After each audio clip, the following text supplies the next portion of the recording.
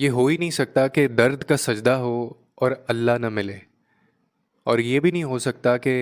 سسکیاں ہوں اور سسکیوں کی پکار ہو اور اللہ نہ سنے، اور یہ بھی نہیں ہو سکتا کہ آپ آنسوؤں سے بات کریں اور وہ آنسوؤں کو نہ سمجھے، آنسوؤں کی زبان کو نہ سمجھے۔ تمہارا دل تکلیف سے پھٹ رہا ہو اور وہ تمہارے ٹوٹے دل کی جو پکار ہے وہ اس کو نہ سمجھے، وہ اس کی تڑپ کو نہ سمجھے اور وہ اس کا جواب نہ دے۔ ہاتھ اٹھا کے اس سے دعائیں کرو، گڑ گڑا کے اس سے دعائیں کرو اور وہ کن فیکن نہ کہے، ایسا بھی نہیں ہو سکتا۔ تم ہر ایک امید اپنی چھوڑ دو، کھو دو اپنی امید، اور اس کے بعد وہ تمہارے لیے معجزے نہ کرے، ایسا ہو نہیں سکتا۔ جب اللہ کا جو بندہ ہے نا، یعنی ہم جب اپنی تکلیف کی آخری حد پہ ہوتے ہیں نا، اور پھر اللہ کو تلاش کرنے کے لیے ہم نکلتے ہیں، اس کو ڈھونڈنے نکلتے ہیں ہم، تو اللہ بہت خوش ہوتا ہے۔ یہ عمل جو بندے کا ہے یہ اس کو اتنا بھاتا ہے اور وہ اتنا زیادہ اس کو اپنے بندے پہ پیار آتا ہے، کیونکہ آپ اس کی تلاش میں نکلے ہوتے ہیں، کیونکہ وہ اس چیز سے واقف ہے، وہ جانتا ہے کہ درد میں مبتلا انسان جو ہوتا ہے نا، تکلیف کے اندر جو بندہ ہوتا ہے، وہ ہمیشہ اللہ کو ڈھونڈ ہی لیتا ہے،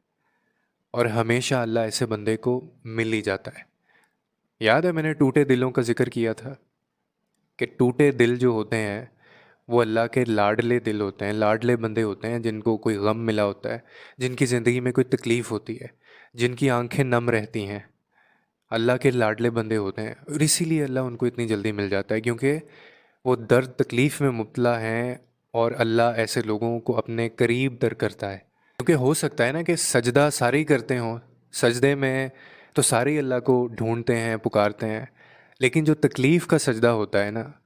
وہ جب بندہ کرتا ہے اور تکلیف کا کوئی سجدہ کرے اور اللہ اس کو نہ ملے، یہ نہیں ہو سکتا۔ اور تب وہ اپنے بندے کو کیوں ملتا ہے؟ کیونکہ وہ جانتا ہے کہ جس تکلیف کے اندر تو مبتلا ہو، اس کا واحد حل اور اس کا واحد مرہم صرف اور صرف اس کے پاس ہے، اور پھر وہ تمہیں سکون دے دیتا ہے۔ اور پھر یہ دکھ اور تکلیفیں ہی تو ہوتی ہیں جو ہمیں اللہ کی پہچان کرواتے ہیں،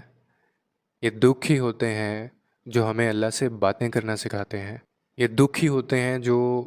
ٹوٹ کر ہمیں سجدوں تک لے کر جاتے ہیں اور پھر سجدوں سے تہجد تک لے کر جاتے ہیں۔ تو اسی لیے دکھوں کو کبھی بھی برا مت سمجھا کریں، کیونکہ دکھ ہمیں خدا کی پہچان کرواتے ہیں۔